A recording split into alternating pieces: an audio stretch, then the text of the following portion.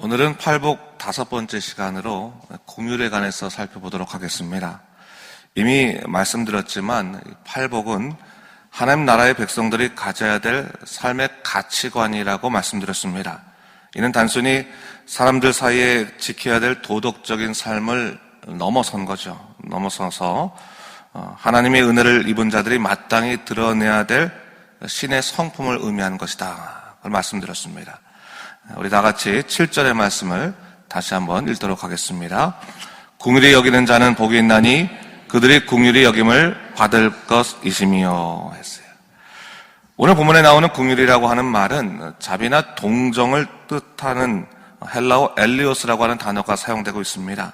그런데 이 단어가 그대로 히브리어로 전환되면 헤세드라고 하는 단어로 바뀝니다. 이 헤세드가 하나님의 자비, 사랑 이런 것을 의미하는 말인데 사실 이 헤세드라고 하는 말은 하나님과 사람과의 언약에 기초한 하나님의 성품을 의미할 때 쓰는 말입니다.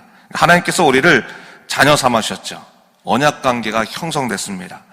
제가 복음에 관한 강의를 시작하면서요, 이 복음을 하나님과 우리와의 언약 관계에서 기초하는 것이다라고 말씀드렸습니다. 이 말은 하나님께서 우리를 당신의 자녀 삼아 주셨기 때문에 그 언약을 지키시기 위해서 우리의 부족함에도 불구하고 끝없이 참으신다. 그러면서 우리를 구원의 길로 인도하신다. 그 말씀을 드렸습니다. 오늘 예수님께서 말씀하시는 이 긍휼에 관한 이야기는 사람과 사람과의 관계를 의미하는 것처럼 보이지만 사실은 주님께서는 이 관계의 문제를 하나님과 우리와의 언약의 관계까지 확장하고 계신 것을 볼 수가 있습니다. 만일 너희가 누군가를 불쌍히 여기고 그에게 자비를 베푼다면 너는 하나님의 자비하심을 경험하게 될 것이다. 그것을 지금 말하고 있는 겁니다. 우리는 하나님으로부터 무한한 용서하심의 은혜를 입은 사람들입니다. 죽을 수밖에 없는 존재였지만 하나님의 언약으로 인해서 구원의 자리까지 이르게 됐습니다. 그렇다면 그 은혜를 기억한다면 우리가 용납하지 못할 일이 뭐가 있겠습니까? 사실 살다 보면요, 용서하지 못할 사람들 만날 수가 있고 또 용납하지 못할 일들을 경험할 수 있습니다.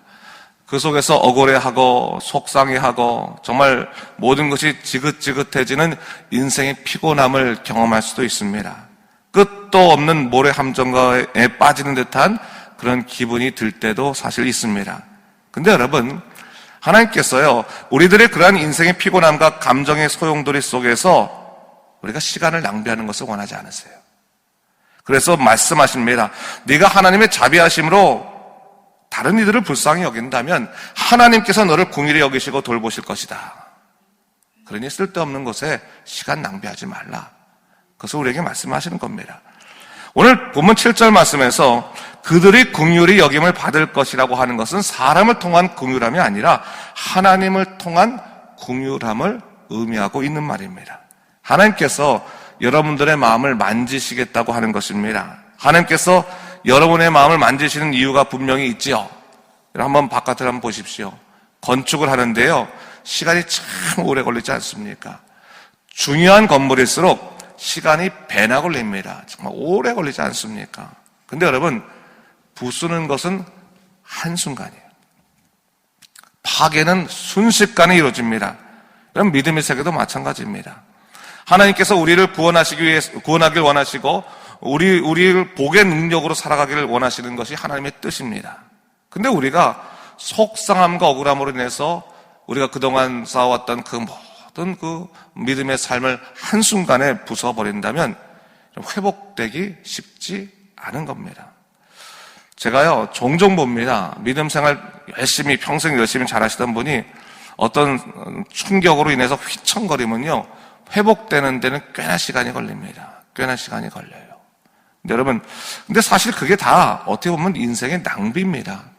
우리가 주어진 이 시간 동안 하나님의 은혜 가운데서, 하나님의 사랑 가운데서 기쁨으로 살아갈 날도 사실 많지 않은 거 아니겠습니까? 정말 그 날에 감사하며 주님 뜻대로 살아가야 되는데 사실 우리는 인생을 원망하고 사람을 원망하고 때로는 하나님을 원망하면서 인생을 낭비할 수 있다고 하는 사실이죠. 근데 그 모든 인생의 낭비라는 것이 사람과의 관계 속에서 출발할 때가 참 많이 있거든요. 그래서 오늘 주님께서 말씀하시는 거죠. 네가 지금 믿음의 공격을 받는다. 특히 사람을 통해서 믿음의 공격을 받는다. 그를 긍휼히 여기라. 불쌍히 여기라. 그러면 네가 지금 속상한 그 마음들, 상처받은 그 마음을 하나님께서 너를 위로하심을 통해서 긍휼함의 은혜를 얻게 하실 것이다. 그것을 말씀해주고 있는 겁니다. 사람이요, 감정대로 살면 살아남을 수 있는 사람이 이 세상에 하나도 없습니다. 여러분 생각해 보세요. 자기 자녀들 키우는데 우리가 감정대로 애들을 대한다고 생각해 보세요. 그러면요, 아이들이 정말 건강하게 자랄 수 있을 것 같습니까? 삐뚤어지거나 아니면 정말 오래 살지 못합니다. 감정대로만 하면요. 정말 부모가 꼭 참고 아이를 사랑하고 정말 속상해도 그 부둥켜 안고 그러기 때문에 아이들이 온전하게 살아가는 것 아니겠습니까? 참아주기 때문에 사실 아이들이 바로 살아가는 것 아니겠습니까? 근데 우리도 마찬가지입니다. 하나님이요, 당신의 원칙대로만 우리를 대하면요, 우리는 벌써 죽었을 거예요. 근데 하나님께서 그 구원의 속죄의 은혜와 그 구원의 은총으로 말미암아 우리를 참아주시지 않았습니까? 부족함에도 불구하고 참아주시는 거예요. 참아주시기 때문에 우리가 그나마 믿음 생활하며 살아가고 있는 거지, 하나님이 참아주지 아니하시면 우리는 살 수가 없는 겁니다. 여러분, 그런 의미에서 본다면 서로가 다 어떻게 보면 불쌍히 여겨야 될 사람들입니다. 여러분, 나는 완벽합니까? 다른 사람 불완전합니까? 아니면 다른 사람들은 좋고 나는 연약합니까? 그런 거 다 없습니다. 우리는 어떻게 보면 다 연약한 존재들입니다. 그러니까 서로 불쌍히 여기고 서로 긍휼히 여겨야 되는 겁니다. 특별히 믿음의 사람들은 이미 하나님의 긍휼하심의 은혜를 얻은 사람들이기 때문에, 구원의 축복을 받은 사람이기 때문에 그 구원의 축복에 의지하여 다른 사람들을 긍휼히 여겨야 되는 겁니다. 내가 이렇게 큰 은혜를 경험했는데, 내가 이처럼 크게 용서받았는데 내가 용서하지 못할 사람이 어디 있겠나 생각하고, 때로는 속상하고 어렵더라도 참을 수 있도록 마음을 자꾸 바꿔가는 삶의 모습들이 사실 우리에게 필요한 것입니다. 여러분, 사단이요, 우리 삶에 일어나는 작은 균열을 놓치지 않습니다. 우리를 공격합니다. 특히 우리를 공격할 때 속상하고 서러워하고 그런 마음을 부추김을 통해서 우리로 하여금 믿음 생활을 뒤흔듭니다.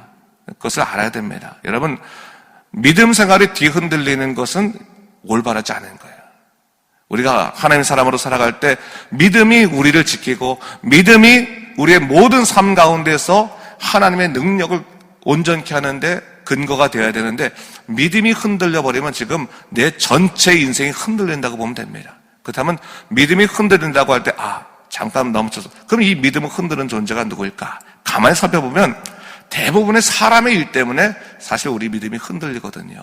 그때는 어떡합니까? 긍휼한 마음으로 긍휼히 여기라는 겁니다. 긍휼히 여기라. 그러면 하나님께서 우리를 긍휼히 여기심을 통해서 우리가 하나님의 사람으로 온전히 살아가는 데 있어서 우리를 영적으로 지켜주신다라고 하는 것을 이야기해 주시는 것입니다. 자, 이 긍휼함이라고 하는 것은요, 사실 하나님 나라가 우리 삶에 가깝게 임하였음을 깨닫게 해주는 종말론적인 통로하고도 또 같다고 볼 수 있습니다. 빌립보서 4장 4절부터 5절까지 말씀인데요, 우리 한번 같이 읽도록 하겠습니다. 주 안에서 항상 기뻐하라. 내가 다시 말하노니 기뻐하라. 너희 관용을 모든 사람에게 알게 하라. 주께서 가까우시니라 했어요. 사람들이요, 하나님 나라가 가까웠으면 어떻게 할까요? 예수 믿는 사람들이 그들의 삶 가운데서 기쁨과 관용의 삶을 살아가고 있을 때 사실 하나님 나라가 가까워 온 것을 경험하게 되는 거예요. 참을 수 없는 일 같은데 저 사람이 믿음으로 참아요. 믿음 생활을 하나님 바라보며 참고 견뎌냅니다. 기뻐할 수 없는 그런 고통의 일 같은데 그들이 하나님을 바라보면서 기쁨을 유지하는 거예요. 비록 세상 속에서 절망과 슬픔이 있다 할지라도 하나님 바라보면서 기뻐하며 살아갈 수 있는 사람들을 보게 되는 거예요. 믿지 않는 사람들이 그런 믿는 사람을 보게 되면요, 야, 하나님 나라가 있나 보다, 천국이 있나 보다, 그렇게 생각하는 거예요. 그런 모습들이 하나님께서 하나님 나라가 가까이 왔다는 게, 주님께서 가까이 왔다는 것을 보여주는 하나의 증거가 된다고 하는 것을 이야기하고 있는 겁니다. 여러분, 우리가 어떻게 하나님 나라의 사람으로 바로 살 수 있겠습니까? 바로 이러한 긍휼함의 모습을 통해서 우리 하나님 나라가 임하였음을 세상 사람들에게 선포할 수 있는 겁니다.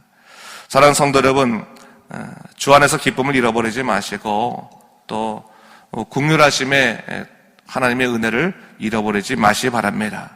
여러분을 통해서 하나님 나라가 확장되는 겁니다. 여러분을 통해서 하나님께서 살아계심을 증거하게 되는 겁니다. 그래서 매 순간 하나님께서 여러분을 위로하시는 거예요. 여러분 손해볼 인생 없습니다. 예수 믿고 나서 여러분 하나님께서요, 여러분이 누군가 하면 하나님 내가 저 사람까지 용서해야 됩니까? 하나님 내가 저 일까지 감당해야 됩니까? 힘들고 어려울 수 있지만 여러분 그 일 감당한다고 생각하면 그 일 우리가 너끈히 감당할 수 있도록 하나님께서 힘까지 부어주시는 겁니다. 마음만 주시는 것이 아니라 힘까지 주시는 겁니다. 하나님께서. 그러니까 능력까지 주시니까 걱정하지 말고 하나님의 뜻에 따라 믿음으로 살아가는 여러분 되시기를 주님의 이름으로 축원합니다. 기도하겠습니다. 주 하나님 아버지 참으로 감사합니다. 이 아침에 우리가 긍휼하심의 은혜를 다시 한번 생각해 보게 됩니다. 주 하나님 아버지, 이 세상을 살아가다 보면 때로는 너무나 힘들고 어려울 때가 참으로 많았습니다.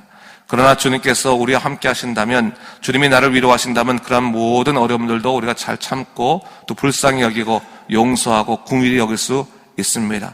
주 하나님 아버지, 하나님이 주시는 그 사랑의 능력들을 우리가 소유할 수 있도록 인도하여 주시옵소서. 그래서 믿음에 따라 살아갈 수 있도록 주여 우리를 붙잡으시고 인도하여 주시옵소서. 그 세상을 이기고 하나님 나라를 증거하는 믿음의 백성 되도록 인도하여 주시옵소서. 감사드리며 이 모든 말씀 우리 주 예수 그리스도의 이름으로 간절히 기도드립니다. 아멘.